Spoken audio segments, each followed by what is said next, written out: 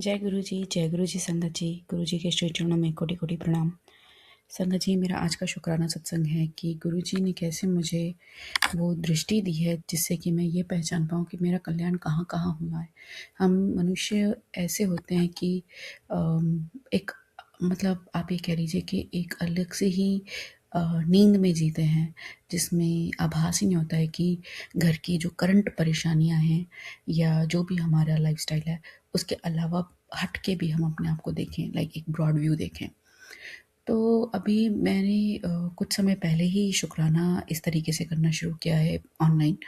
तो तब मैंने उस समय गुरुजी से प्रार्थना करी थी कि गुरुजी, मैं शुक्राना करने के लिए ये चैनल तो करने शुरू किया है मैंने, मगर मुझे वो दृष्टि भी दीजिए आप कि मुझे वो याद आए, मुझे दिखे वो कल्याण जो आप मेरे कर रहे हो। और गुरुजी की ऐसी कृपा रही है कि मुझे मेरे जीवन में हर छोटी बड़ी बात में जो भी काम कल्याण हुआ है वो मेरे को दिखाई देता है काफ़ी हद तक। पहले नहीं दिखाई देता था, जब से ऐसी प्रार्थना करी है कुछ महीनों से, तब से ऐसा होने लगा है। तो अभी आज का मेरा जो शुक्राना है वो ये है कि गुरुजी से जो हम कहते हैं ना कि फिज़िकली जो अपनी अवेयरनेस में हम जुड़े हैं उस डेट से पहले कैसे हम पर गुरुजी ने कल्याण करा है हमारा कृपा करके। तो ये उसका है, गुरुजी से मिलने से पहले इस जन्म में अपनी अवेयरनेस में जो हम कहते हैं, फॉर एग्जांपल मैं कहती हूँ मैं 2024 में मार्च में गुरुजी के साथ उनके सानिध्य में आई हूँ अपनी अवेयरनेस में। बट उससे पहले हम एक थ्योरेटिकली बोलते हैं कि हम जुड़े हुए हैं जन्मों जन्मों से, मगर कुछ एक ऐसे कल्याण हैं जिससे कि मुझे आभास होता है कि एक अदृश्य शक्ति मेरे साथ हमेशा रही है। तो आज उन्हीं उन्हीं इवेंट्स को मैं एक बार रिकॉल करके गुरु जी का कल्याण के लिए मैं आभार प्रकट करना चाहती हूँ, शुक्राना करना चाहती हूँ। संगत जी, मेरे जो फादर हैं उनकी जब डेथ हुई थी तो मैं 11th ग्रेड में थी और मैं उससे पहले बहुत ही शांत और डरी सी और सहमी सी एक बच्ची थी। बट क्योंकि मेरी मम्मी खुद ही इतनी ज़्यादा परेशानी में थी और ऐसे बड़ी एक बहुत बड़ी सदमा था उनके लिए, और मेरे बाकी के दोनों भाई बहन छोटे थे, बहुत छोटे, लाइक एक 6th में था और एक 1st ग्रेड में था। तो बची मैं, और मैं उस समय 11th ग्रेड में थी और मैंने इंजीनियरिंग मतलब सोचा था कि मैं डॉक्टर इंजीनियरिंग बनूंगी, तो मैंने साइंस ली थी। मैं ये बताना चाह रही हूँ कि कितनी ज़्यादा परेशानियाँ थी उस समय, बट फिर भी I was the one who fight for who fought for like job.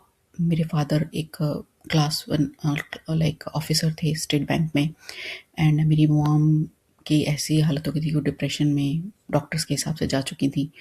और मेरे को अपनी पढ़ाई भी करनी थी, छोटे भाई बहन थे वो भी संभालने थे, प्लस मेरे जो रिश्तेदार थे वो एकदम से पता नहीं समय परिवर्तित हो गया, तो उनके व्यवहार भी परिवर्तित हो गए थे इस कदर कि वो हमें घर से बाहर निकालना चाहते थे।